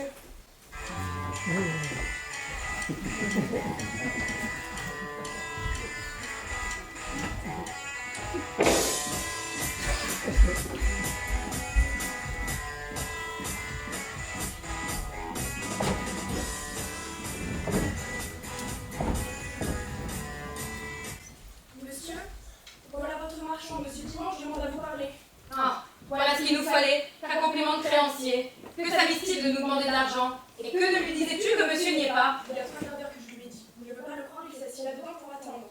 Mais qu'il attend tant qu'il voudra. Non, au contraire, faites-le rentrer. Il n'est jamais bon de se faire sceller aux créanciers. Il faut bien les payer de quelque chose. Et j'ai le secret de les renvoyer chez eux sans leur payer un double.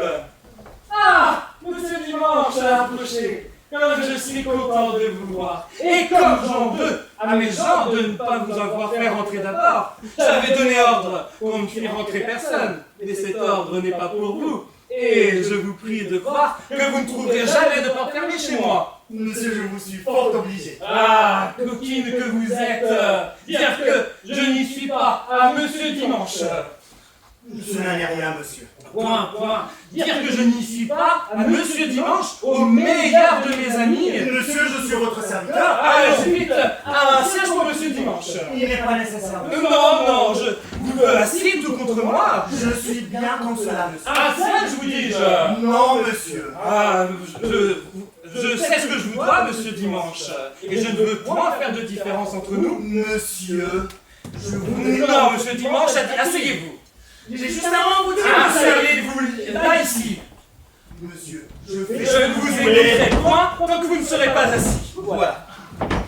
Monsieur Dimanche, comme vous vous portez bien, pour vous rendre service, monsieur. vous avez un fond de santé admirable, des lèvres fraîches, un teint vermeil et des yeux vifs. Je voudrais bien.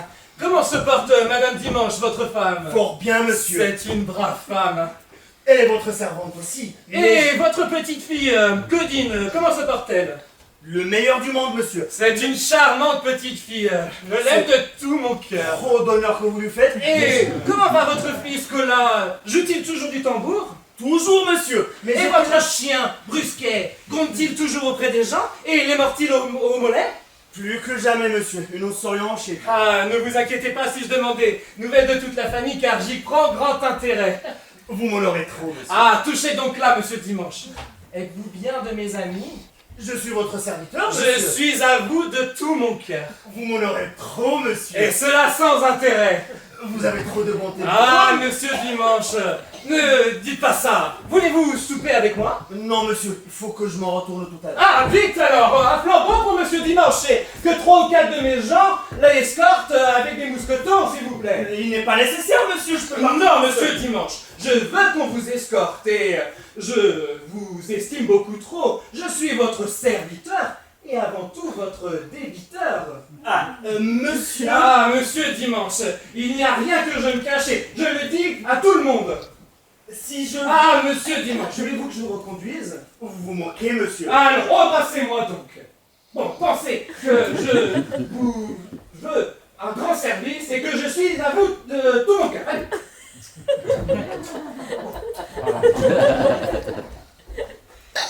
Il faut avouer que vous avez un monsieur, un homme qui serait bien. Il me fait tant de compliments et tant de civilité que je ne saurais jamais lui demander d'argent. Je vous assure que sa maison périrait pour vous. J'aimerais qu'il vous arrive à quelque chose. Que quelqu'un s'avisa de vous donner des coups de bâton. Vous verriez de quelle manière il vient. Je le crois, mais Sganarelle, pourriez-vous lui en dire un mot de mon argent? Ne vous mettez pas en peine, il vous paiera. Le mieux du monde. Mais vous, Sganarelle, vous n'aurez pas quelque chose en votre particulier? Ne parlez pas de cela, monsieur Dimanche. Comment? Mais... Ne sais-je pas ce que je vous dois? Oui, mais... Alors, monsieur, je vais vous expliquer. Mais mon argent? Et... Je veux... bagatelle. J'entends. Mais... Fille.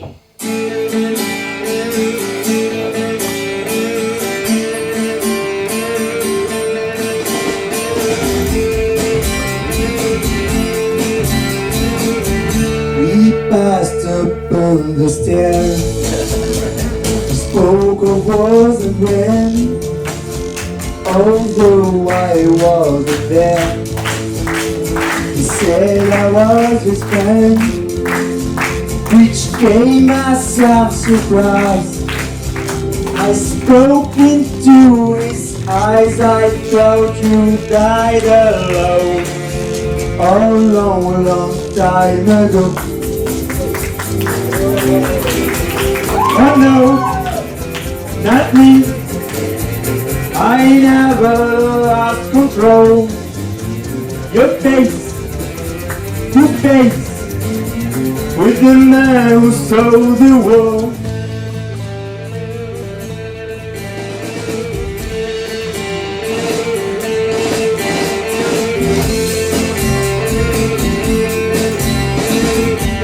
I laughed and shook his head, made my way back home. I searched for foreign land, for years I roamed. I gazed the stare at all the millionaire. We must have died alone, oh long, long time ago. Who knows? Not me. We never lost control. Your face to face with the man who sold the world.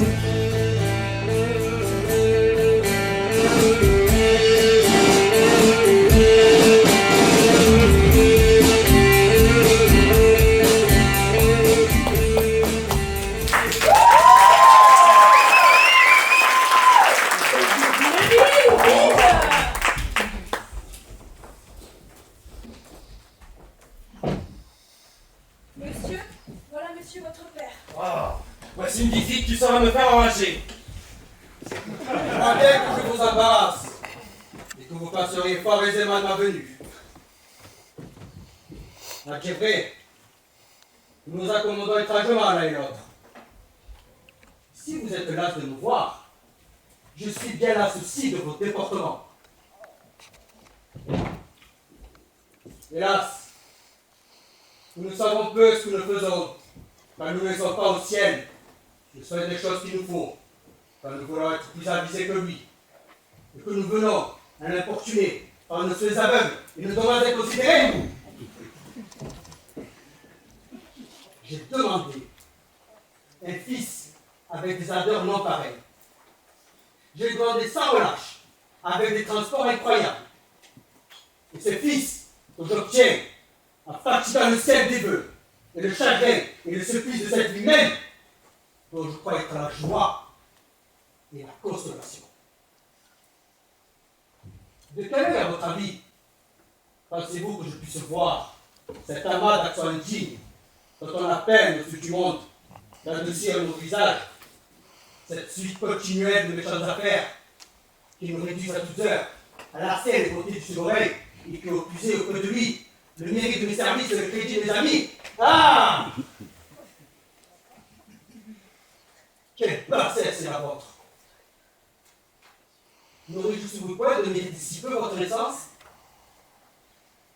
Êtes-vous en droit d'en tirer quelque vanité? Et qu'avez-vous fait dans ce monde pour être un gentilhomme? Croyez-vous qu'il suffit de porter le nom et les armes et que ce ne soit une gloire pour nous d'être sortis de noble lorsque nous vivons en femme? Non! Non! La maîtrise n'est rien où la vertu n'est pas.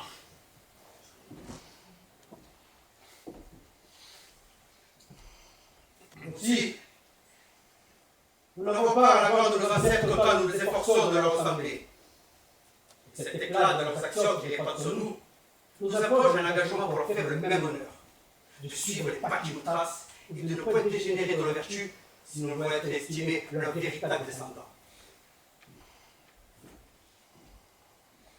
Ainsi, nous descendons en fait des alliés dont vous êtes nés. Ils vous désavouent pour leur sang. Et tout ce dont ils illustrent ne vous donne aucun avantage. Au contraire, l'éclat n'enregistre sur vous qu'à votre déshonneur. Et le gloire est un flambeau qui éclaire au-dessus de chacun la honte de vos actions. Monsieur, apprenez en fait que le gentilhomme qui vit mal est un monstre de la nature, que la vertu est le premier titre de la noblesse, que je regarde bien loin, on honore aussi aux actions qu'on fait, et que je ferai plus d'état du fils du crocheteur, qui serait un homme, que du fils du monarque, qui vivrait comme vous. Monsieur, asseyez-vous, vous en seriez mieux pour parler. Non! Insolent. Je ne veux pas m'asseoir, ni parler davantage. Mais je vois bien que toutes mes paroles ne font rien sur ton âme. Mais sache, fils Senjin, que la tendresse paternelle peut être poussée à bout par tes actions, que je ne saurais, plus tôt que tu le penses, mettre un terme à tout cela, prévenir sur toi le courroux du ciel et laver par ta punition la honte de t'avoir fait naître. Hé! Mourrez le plus tôt que vous pourrez! C'est là tout ce que vous puissiez faire! Il faut que chacun ait son tour! Et j'enrage de voir des pères qui vivent autant que leurs fils! Ah, monsieur, vous avez tort! J'ai tort! Monsieur! J'ai tort! Assurément que vous avez tort d'avoir souffert ce qu'il vous a dit. Vous fallait le mettre dehors par les épaules. A-t-on rien vu d'aussi impertinent? Un père venir faire des remontrances à son fils? Lui ordonner de se souvenir de sa naissance, de corriger ses erreurs, de mener une vie d'honnête homme, et sans autre chose d'une pareille nature? Monsieur, faut-il qu'il souffre un homme comme vous qui savez comme il faut vivre? Monsieur, vous avez de la patience, et si j'avais été à votre place, je l'aurais envoyé promener. Bon, me fera-t-on à dîner bientôt? Violet, qu'attends que tu vas?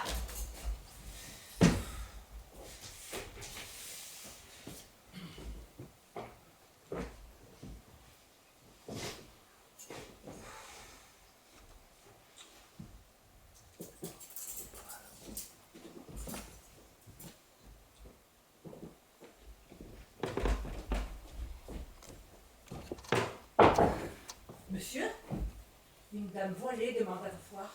Qui pourrait-ce être? Faut voir.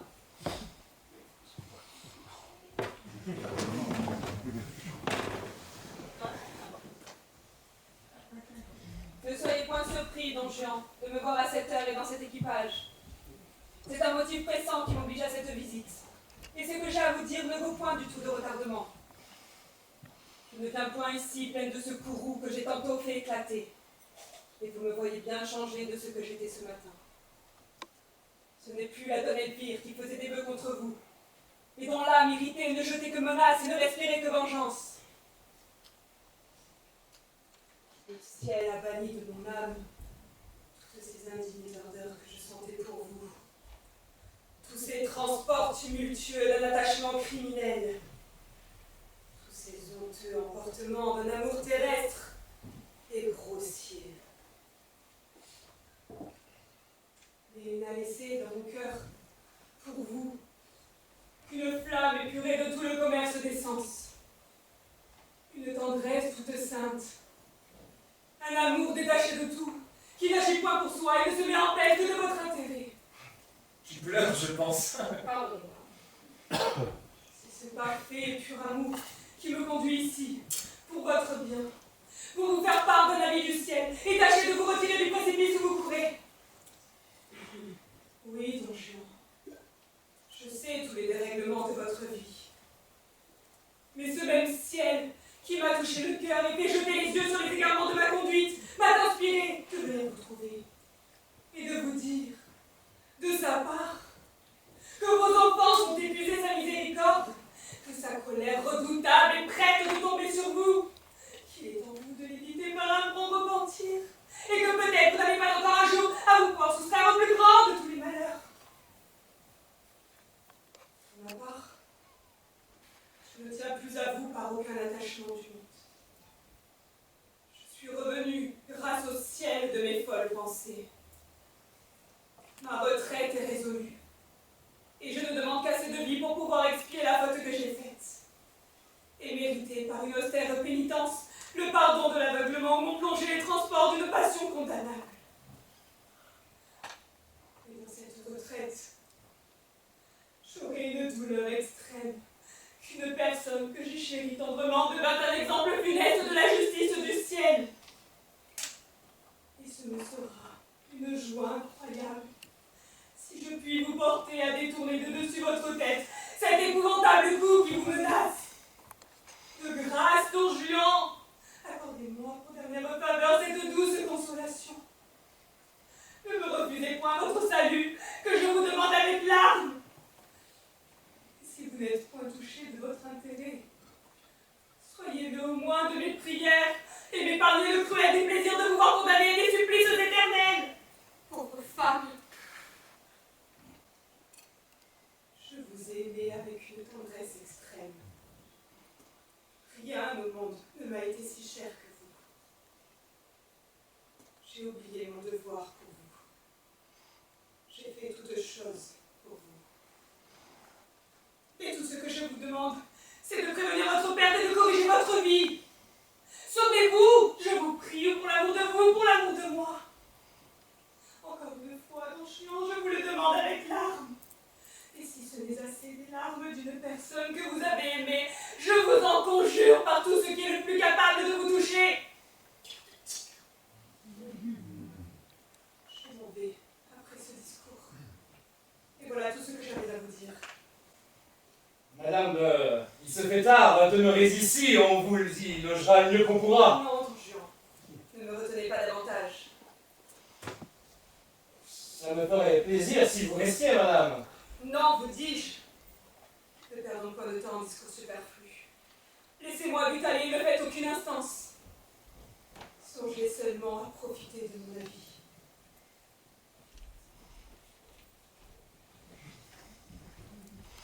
Sais-tu que j'ai trouvé quelque peu d'émotion là-dedans, que j'ai trouvé de l'agrément dans cette nouveauté bizarre, et que son air négligé, son allure languissante et ses pleurs ont réveillé en moi quelques petits rêves un peu éteints.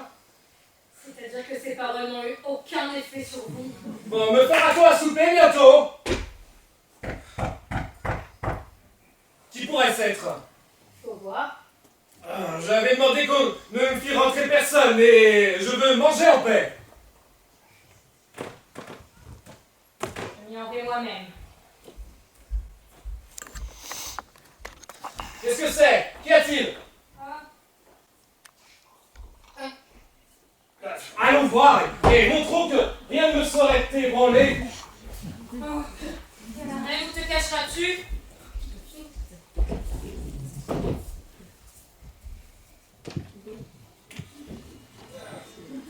Allons, un couvert pour Monsieur Dimanche, pour Monsieur Dimanche, pour le commandeur. Allons, mets-toi à table, te dis-je. Monsieur, je n'ai pas faim. Mets-toi là, te dis-je. Ah, la santé du commandeur. Je te l'apporte, Ganarelle. Qu'on lui serve du vin. Monsieur, je n'ai pas soif. Bois, te dis-je, et chante pour régaler le commandeur. Monsieur, je suis enrhumé. Ah, allons, vous autres, venez ici pour accompagner sa voix. Arrêtez, Don Juan. Je vous invite à venir demain souper avec moi. En aurez-vous le courage? Oui, j'irai, accompagné de la sage Ganarelle. Non, je vous en supplie, les deux mains gênent pour moi. Prends ce flambeau. On n'a pas besoin de sienne quand on est conduit par le ciel.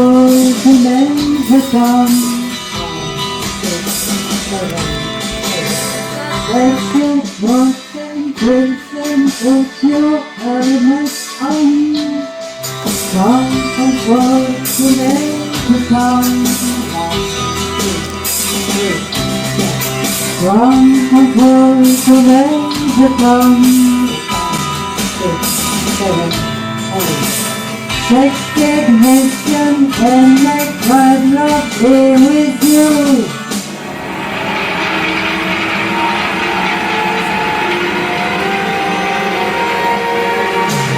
Et voilà, mesdames et messieurs, comment par son babou, notre effronté Don Juan dupe ses créanciers, et ne cède ni au soupir d'une femme éplorée, ni aux colères d'un père désespéré. Il poursuit avec hardiesse le chemin de sa vie dissolue. Rien ne fait effet sur lui. Il ne redoute ni le châtiment divin, ni les avertissements de la statue. Il est le maître du jeu et tient à le rester. Mais pour combien de temps encore?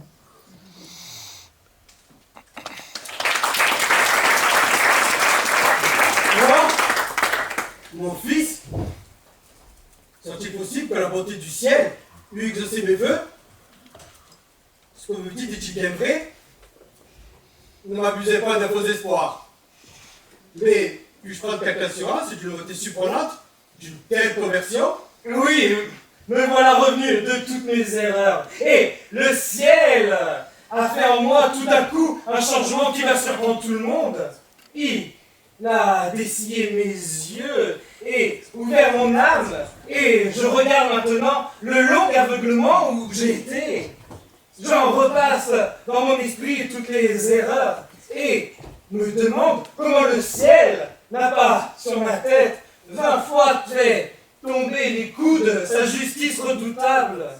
Je vois les grâces de sa bonté dorénavant et je veux en profiter comme il se doit. Et retourner dans le droit chemin que le ciel veut maintenant. Et je vous avoue, monsieur, que je cherche maintenant en votre personne un homme qui me serve de guide et qui me chapeaute dans ce nouveau chemin que je souhaite emprunter.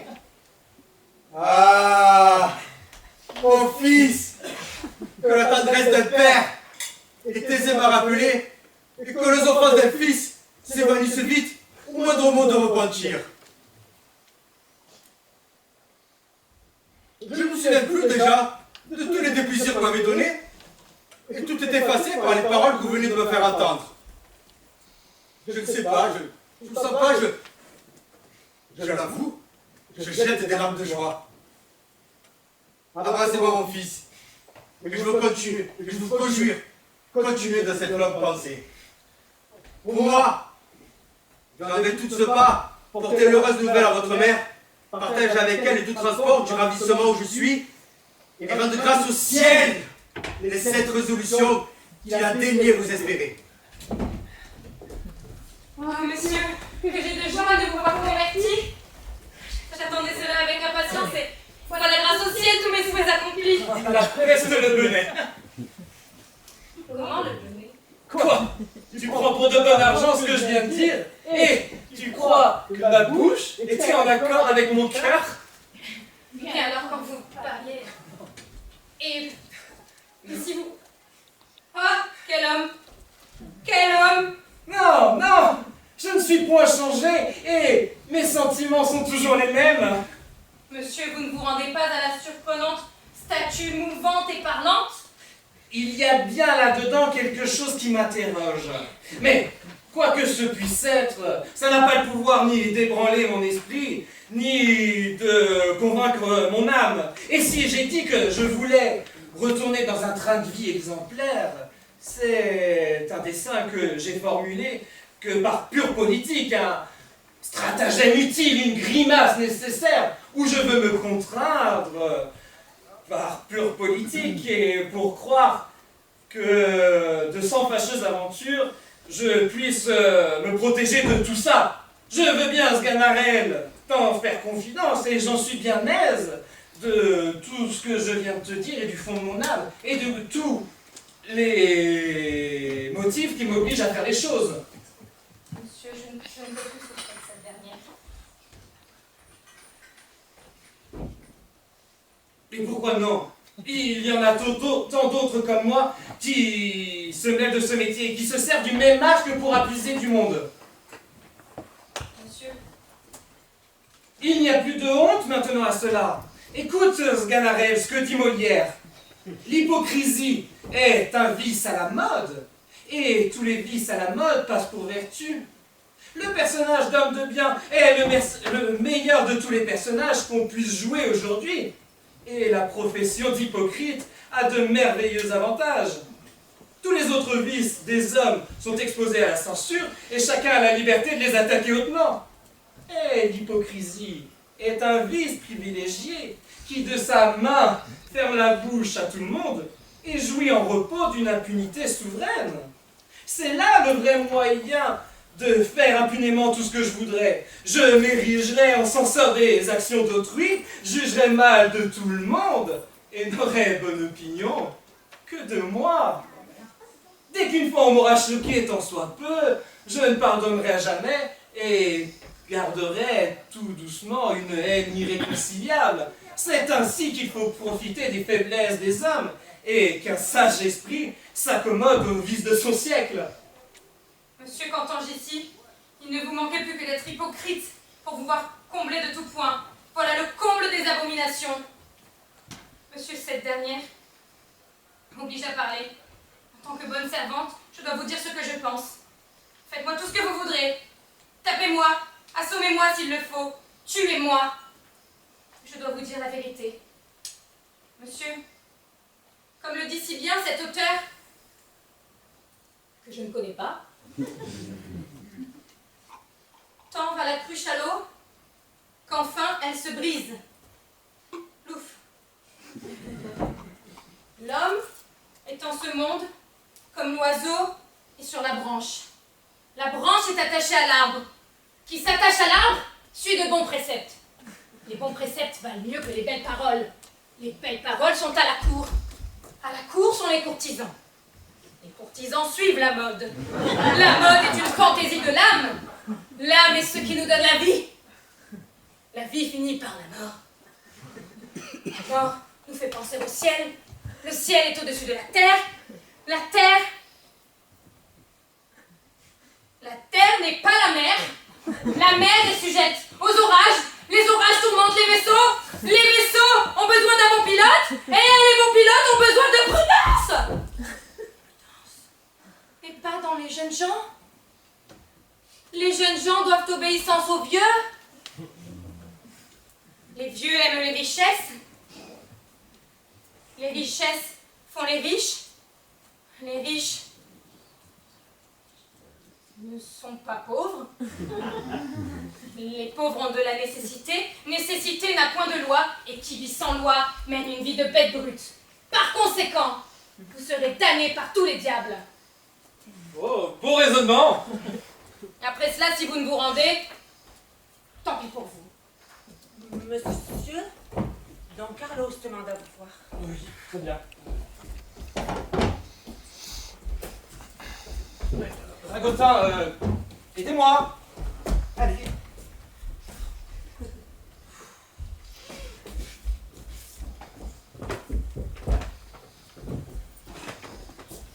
Don Juan, je vous trouve à propos pour vous demander vos résolutions. Vous savez que ça me regarde.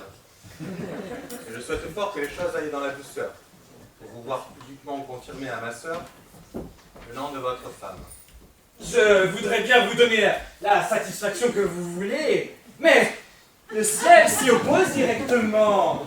Il inspirait à mon âme les souhaits de changer de vie et de rompre tous ces attachements qui me lient au monde et de corriger par une austère conduite tous les dérèglements criminels où m'a mené la jeunesse d'un feu aveugle. Ces desseins dont Juan ne choquent au point ce que je dis. Et la compagnie d'une femme légitime a pu bien s'accommoder des louables pensées que le ciel vous inspire.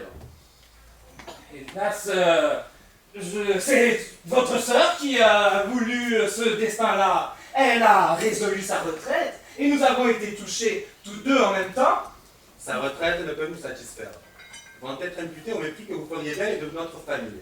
Et notre honneur demande qu'elle vive avec vous. Je ne peux point vous donner satisfaction. J'en avais les plus belles pensées du monde et je me suis conseillé au ciel aujourd'hui à ce propos. Mais une fois que je l'ai consulté, j'ai entendu une voix qui me disait que je ne pouvais point retourner vers votre sœur et que si je faisais cela, je ne ferais point mon salut. Croyez-vous, Don Juan, nous éblouir avec ces belles paroles? Hélas, le ciel le veut ainsi. Vous voulez que je me fasse une interdistion? C'est le ciel qui le veut de la sorte. Vous avez fait sortir ma sœur de couvent. Le ciel me l'exige de la sorte. C'est ainsi que le ciel me l'ordonne. Et quoi, toujours le ciel? C'est le ciel qui le veut. Et c'est fait, Don Juan. Ce n'est pas ici que je veux vous prendre. Et le lieu ne le permet pas. Mais avant qu'il soit peu, je saurai vous trouver. Vous ferez ce que vous devrez faire, mais sachez que je porte un cœur sincère et que je sais me servir de mon épée quand il le faut. Je m'en vais passer par cette petite rue écartée tout à l'heure, mais sachez que ce n'est point moi qui me veux battre. Le ciel m'en défend la pensée, et s'il vous vient à m'attaquer, nous verrons ce qu'il arrivera. Nous verrons, de vrai. Nous verrons. Monsieur, quel tas de petits prenez-vous là? Si bien pis que tout le reste, et je vous aimerais bien mieux comme vous étiez auparavant. Va, si le ciel n'est pas si exact que tu crois, et si toutes les fois que les hommes pouvaient aller jusqu'à... Monsieur, le ciel vous parle, et c'est un avis qu'il vous donne. Si le ciel me leur donne de la sorte, il faut qu'il parle un peu plus clairement s'il veut que j'entende. Il n'y a plus qu'un moment à profiter de la miséricorde du ciel. S'il ne se repent ici, sa perte est résolue. Entendez-vous, monsieur? Que ce pourrait être... Je veux voir ce que c'est. C'est un spectre. Je le reconnais à ses mouvements. Ou spectre, fantôme ou diable, je veux voir ce que c'est. Oh, monsieur, jetez-vous dans le repentir. Non, non, rien ne me fera éprouver de la terreur. Et je vais éprouver mon épée si c'est un corps ou un esprit.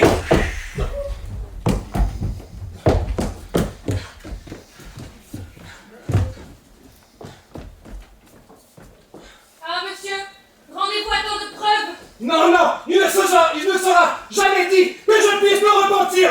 Arrêtez, Don Juan. Vous m'avez promis hier de venir manger avec moi. Oui, nous devons nous aller. Donnez-moi la main. La voilà.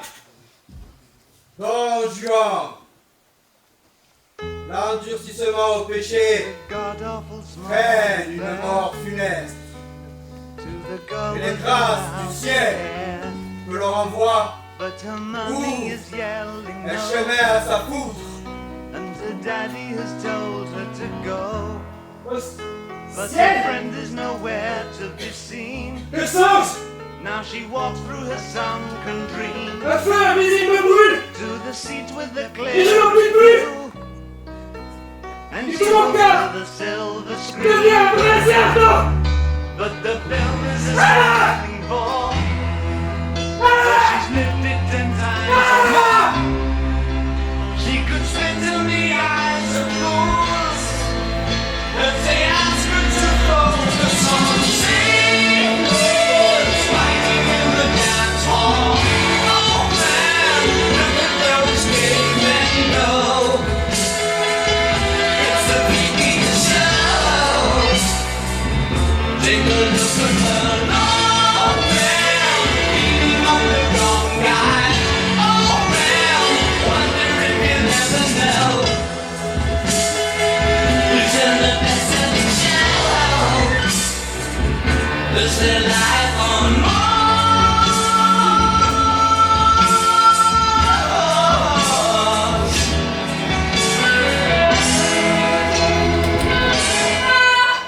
Dégage! Dégage! Voilà forcément un chacun satisfait. Ciel offensé, loi violée, fille séduite, famille déshonorée, parents outragés, femme poussée à bout. Tout le monde est content? Il n'y a que moi, pauvre de malheureuse. Dégage! Dégage! Dégage!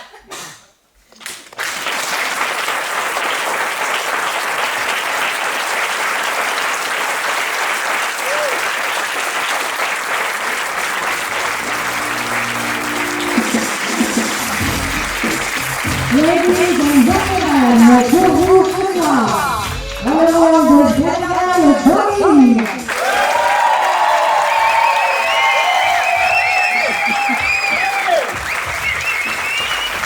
Dans le rôle de Doucement Hélène. Dans le rôle de Brésil Justine. Dans le rôle de Charlotte Laura. Dans le rôle de Pierrot Romain. Dans le rôle de Mathilde Hallyday. Dans le rôle du commandant de Dominique de Lafayette-Catherine. Dans le rôle de Don Carlos Israël. Dans le rôle de Don Alonso Giamatti. Dans le rôle de Daniel Peloni. Dans le rôle de Roberta Marwa. Dans le rôle de Nelson Dimanche Bethlehem. Dans le rôle de Don Juan Mani. Et dans le Véronica.